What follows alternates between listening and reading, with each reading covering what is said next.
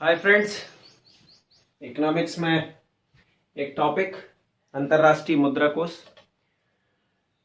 International monetary fund. आपको सारा मिलेगा प्री और मेंस के दोनों के हिसाब से। और सबसे बड़ी बात ये कि जो लोग वीडियो पूरा नहीं देख रहे हैं उनका कंसेप्ट क्लियर नहीं हो पा रहा होगा। अभी बहुत काफ़ी फ्री टाइम है आपके पास, तो कोशिश करें कि आप एग्ज़ाम चाहे कोई भी दे रहे हो पर वीडियो पूरा देख लें, तो उससे ये पता लग जाएगा क्या और क्यों। और जब क्यों पता लग जाता है तो हमको काफ़ी चीज़ अपने आप याद सी रहती है।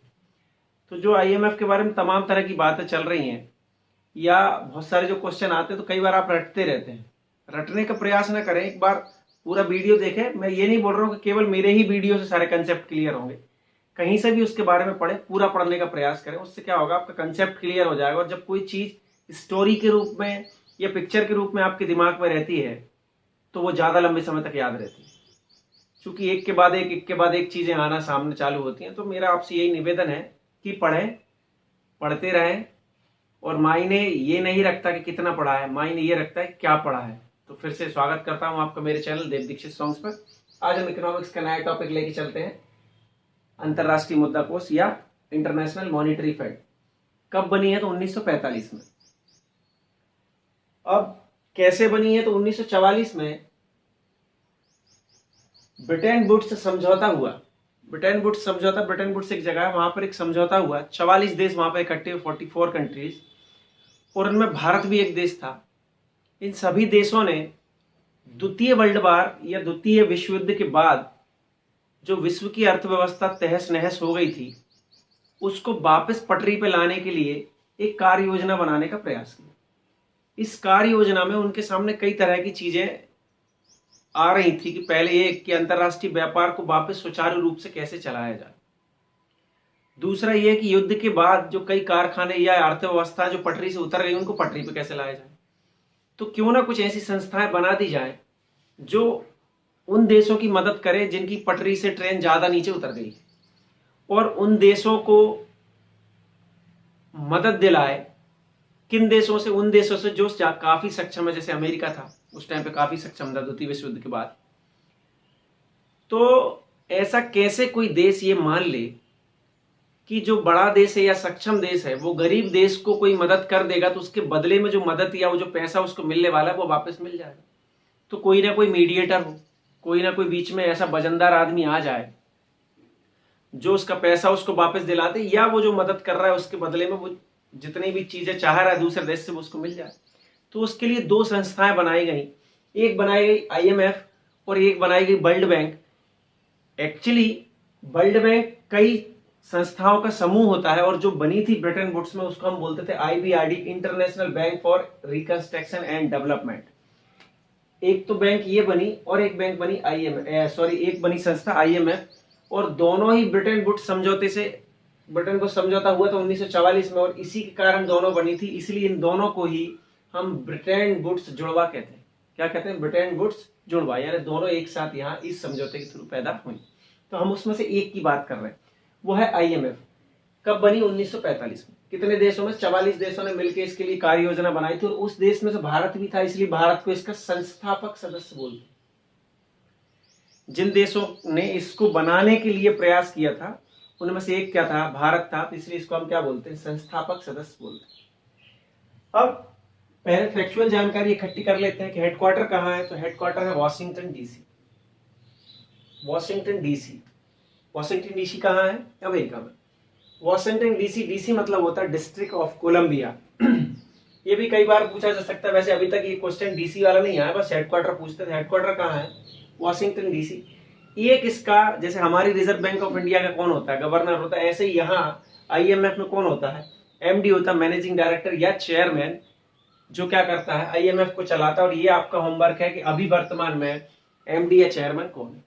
और आगे देखते हैं इसकी सदस्यता कौन सा देश ले सकता है। तो इसकी सदस्यता लेने के लिए दो शर्त है। पहली शर्त यह है कि वह देश विश्व बैंक का सदस्य हो। विश्व बैंक हम पढ़ेंगे।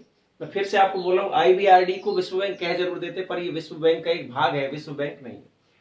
तो कोई भी देश जो विश्व बैंक का सदस्य हो उसको आईएमएफ का सदस्य मान लेते हैं। बस एक शर्त रहती है कि वो अपना अनिवार्य अंशदान दे। मतलब कुछ पैसा वो क्या करे, आईएमएफ में जमा करे, उसी पैसे को हम बोलते हैं उसका कोटा। क्या बोलते हैं, कोटा। ये कोटा सिस्टम क्या है मैं अभी बताऊंगा, कोटा कैसे निकालते हैं मैं वो भी आपको बताऊंगा। मैं आपको एक ही बार में सारा कंसेप्ट क्लियर कर दूं।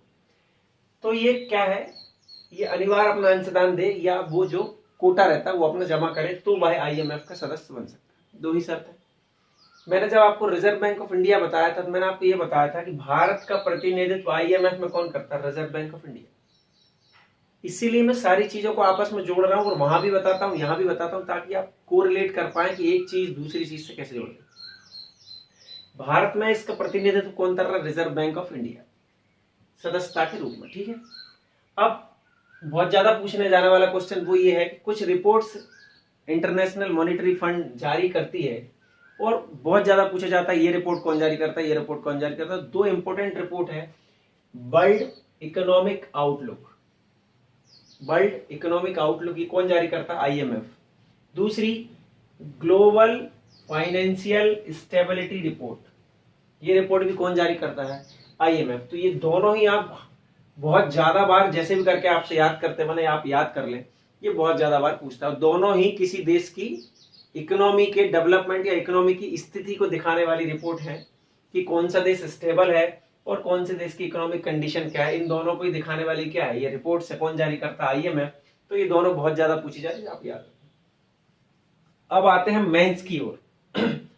मेंस की ओर से मतलब ये है कि सबसे ज्यादा पूछे जाने वाला क्वेश्चन है आईएमएफ के काम, कि आईएमएफ के काम क्या होंगे।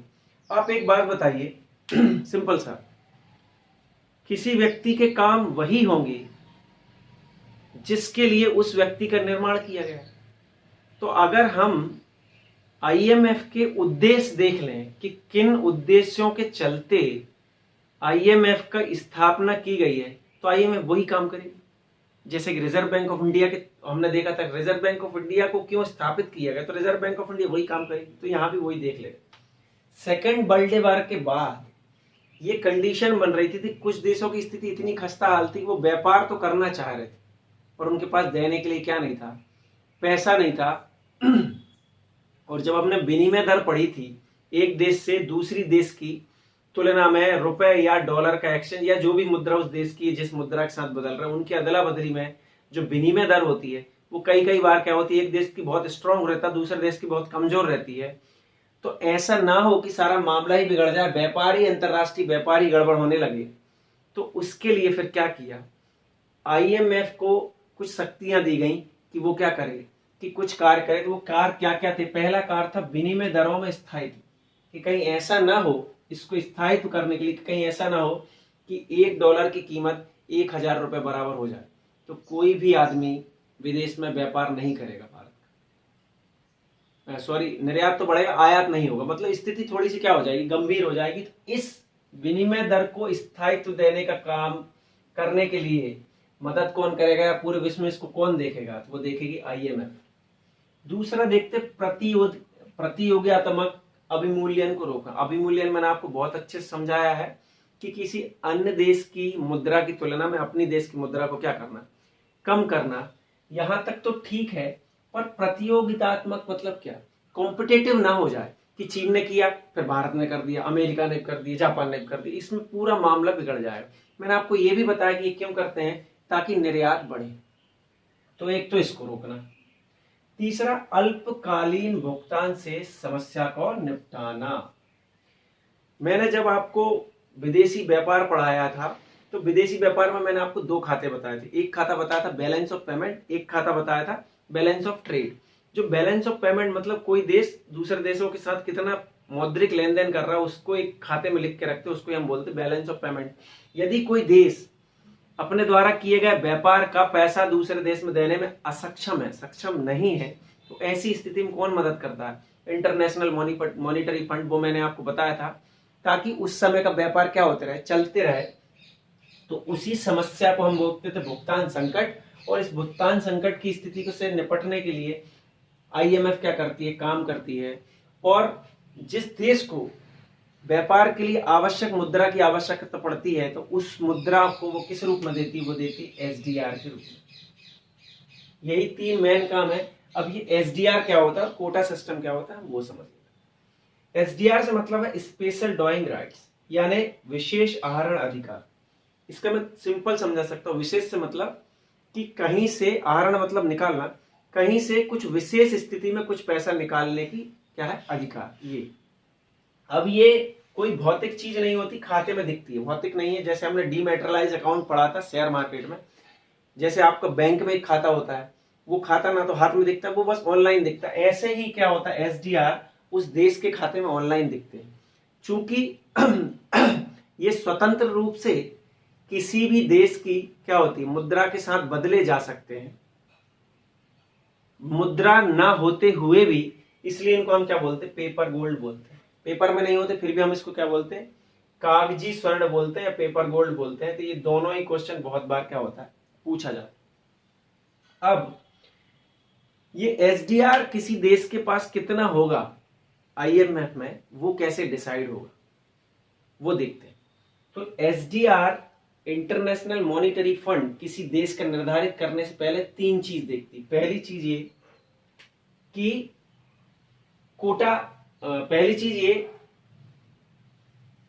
कि उस व्यक्ति ने आईएमएफ में कितना कोटा रखा है, मतलब उसने कितना पैसा उसमें क्या किया, दिया है इंटरनेशनल मॉनिटरी फंड में, पहली बात। दूसरी बात ये उसकी अर्थव्यवस्था, उसकी जो अर्थव्यवस्था है उस देश की, वो कितनी ओपन है दूसरे देशों के लिए। और तीसरी, उसका विदेशी मुद्रा भंडार क्या है। इन तीनों के आधार पर ही उसको कितना पैसा जमा करना है ये तय होगा, और इसी आधार पर उसको मिलने वाला लोन भी क्या हो जाएगा, तय हो जाएगा कि जीडीपी उसकी कितनी है। इसी आधार पर उसका कोटा तय होगा, और इस कोटे के आधार पर ही उसको क्या होगा, मिलने वाला लोन भी तय होगा। तो कोटे का क्या महत्व हुआ, जो कोटा तय कर रहे हैं उसका क्या महत्व हुआ। अगर किसी देश के पास अन्य देश की तुलना में ज्यादा कोटा है आईएमएफ में, यानी उसकी क्षमता ज्यादा है आईएमएफ में पैसा जमा करने की, तो उसको क्या फायदा हो। पहली बात तो ये कि ये कोटा जो सदस्यता ग्रहण करने के लिए आवश्यक है। मैंने पहले ही बताया कि सदस्य कौन कौन हो सकते हैं, जो विश्व बैंक के होंगे और एक अनिवार्य अंशदान देते होंगे किसमें, आईएमएफ में, उसी को हम बोलते हैं कोटा। तो कोटे का महत्व ये है कि सबसे पहली बात तो ये सदस्यता ग्रहण करने के लिए क्या है, आवश्यक है, एक। दूसरा, वोटिंग पावर। जिस देश के पास ज्यादा कोटा होगा उस देश को ज्यादा वोट देने का अधिकार होगा।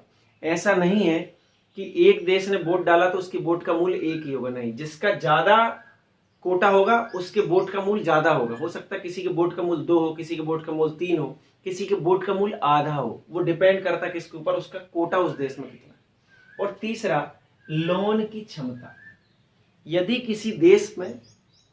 किसी देश का आईएमएफ में कोटा ज्यादा है तो वो आईएमएफ से ज्यादा मात्रा में ऋण उधार ले सकता है, और कोटा कम है तो ऋण उधार कम लेता है या कम मिलता है। तो कोटे का महत्व एक सदस्यता के लिए आवश्यक, वोटिंग पावर और लोन लेने की क्षमता। अब हमको ये देखना है कि एसडीआर कैसे काम करता है, मतलब किसी देश के खाते में यदि कुछ एसडीआर दिख रहे हैं तो वो एसडीआर कैसे काम करते हैं हम वो समझ लेते। तो मैं इसको मिटा रहा हूं, आप समझ लो फटाफट। मान लो एक देश है जिस देश के पास अपनी उधारी देने के लिए पैसा नहीं है, जैसे देश ए है और एक देश बी है। दुनिया में 2 ही देश है, मान लो थोड़ी देर की, आयात और निर्यात देख ले रहे दोनों। इसने आयात किया 500 सीआर मतलब 500 करोड़, और इसने आयात किया 300 सीआर का। इस देश ने इस देश के साथ आयात निर्यात किया, ठीक है। पूरी दुनिया में 2 ही देश हैं, देश ए और देश बी, दोनों आपस में लेन देन कर रहे हैं, व्यापार कर रहे हैं। तो आयात देश ए ने 500 करोड़ रुपए किया इससे, और दिया उसको कितना, 300 करोड़ का। और इसने निर्यात कितना किया, उसने 300 करोड़ का आयात किया, तो इसने 300 करोड़ का क्या किया, निर्यात किया। और उसने क्या किया, 500 करोड़, ये नहीं। तो ये क्या हुआ, -200 में चला गया, कि उसने लिया ज्यादा दिया कम। और ये काय में चला गया, +200 में चला गया, क्योंकि इसने दिया ज्यादा लिया कम। इतना समझ में आ गया। अब मान लो इस देश को ये 200 करोड़ रुपए इस देश को देना है। अब उस देश की मुद्रा में तो चलेगा, या तो डॉलर में देना पड़ेगा, या जो भी इंटरनेशनल मुद्रा है जिसको हम बास्केट ऑफ करेंसी बोलते हैं आईएमएफ की, जिसमें कि एसडीआर को बदला जा सकता है। इस देश को ये 200 करोड़ रुपए देना है और उसके पास अब ये पैसा नहीं है, अब ये पैसे वो दे नहीं पा रहा। ऐसी स्थिति में कौन मदद करेगा? ऐसी स्थिति में मदद करेगी आईएमएफ, और आईएमएफ मदद करेगी। और इस देश ए के खाते में दिखने वाले जो एसडीआर हैं, इस देश के खाते में दिखने वाले जो एसडीआर हैं, उन एसडीआर में से 200 करोड़ रुपए के एसडीआर आईएमएफ क्या करेगी? यहां से उठा के इस देश के खाते में डाल देगी। उस देश के खाते में वो एसडीआर क्या होने लगेंगे? ज्यादा दिखने लगेंगे। समझ में आ रहा है? और इस देश के खाते से वो घट जाएंगे। अब यदि इस देश के खाते में 200 करोड़ रुपए से ज्यादा एसडीआर थे तब तो कोई बात नहीं, और यदि कम थे तो जितने माइनस में गए उतने पे इस ए देश को क्या करना पड़ेगा? ब्याज देना पड़ेगा। यहां मामला क्लियर। अब इस देश के खाते में मान लो 500 एसडीआर हो गए, और इस देश ने देश सी से 100 करोड़ रुपए का क्या किया? आयात किया।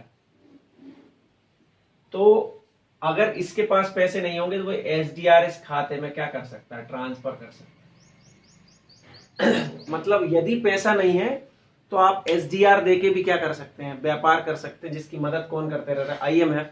और आईएमएफ ये इस बात की गारंटी लेती है कि जिसके खाते में जितना एसडीआर होगा वो इंटरनेशनल मुद्रा, जिसमें कि क्या करती है आईएमएफ, इस एसडीआर को बदलती रहती है, उसमें मैं क्या कर मतलब आईएमएफ क्या करेगी? बदलेगी उसको। तो ये था सारा फंडा एक जगह से दूसरी जगह एसडीआर जाने का। और एसडीआर इसीलिए मुद्रा ना होके भी मुद्रा जैसे काम करता है, इसलिए इसको पेपर गोल्ड बोलते। तो ये पूरा फंडा था किसका? आईएमएफ का। कब बनी, क्या काम है, क्या है एसडीआर, क्या है कोटा सिस्टम। तो ये था आपका आईएमएफ। उम्मीद है वीडियो पसंद आया होगा, और पसंद आया हो तो प्लीज सब्सक्राइब जरूर कर लें और शेयर कर दें ताकि और जरूरतमंद तक ये पहुंच जाए। Thank you so much.